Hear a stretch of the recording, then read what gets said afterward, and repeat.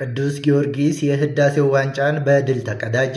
ታሪካዊው የአዲስ አበባ ከተማ ክለብ ቅዱስ ጊዮርጊስ በአዲስ አበባ ስቴዲየም በተካሄደው የህዳሴ ዋንጫ የፍጻሜ ጨዋታ ወታደራዊ ክለብ መቻልን 2-1 በሆነ ውጤት በመርታት የውድድሩን ባለቤትነት አረጋግጧል። የፈረሰኞቹን ድል ያረጋገጡት ግቦች የተመዘገቡት በወጣቱ ኮከብ አሸናፊ ጌታቸውና በአጥቂው አዲሱ አቱላ አማካኝነት ነው። የመቻል ስፖርት ክለብ ብቸኛ ግብ በውጨኛው ተጫዋች ቻርልስ ሙሰጌ ተቆጥሯል። ቅዱስ ጊዮርጊስ በአዲስ አበባ ከተማ ዋንጫ ወይም ሲቲ ካፕ ታሪክ ከፍ ያለ ስኬት ያለው ክለብ ሲሆን ይህን ዋንጫ በማንሳት ታሪኩን ማስቀጠሉን አረጋግጧል።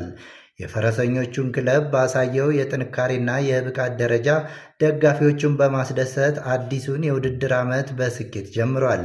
የዋንጫው የደረጃ ስፍራዎችን ስንመለከት ሻምፒዮን ወይንም ወርቅ ቅዱስ ጊዮርጊስ፣ ሁለተኛ ብር መቻል ስፖርት ክለብ፣ ሶስተኛው ነሐስ ኢትዮጵያ ቡና ለደረጃ በተደረገው ጨዋታ በማሸነፍ ይህንን ቦታ ይዘዋል።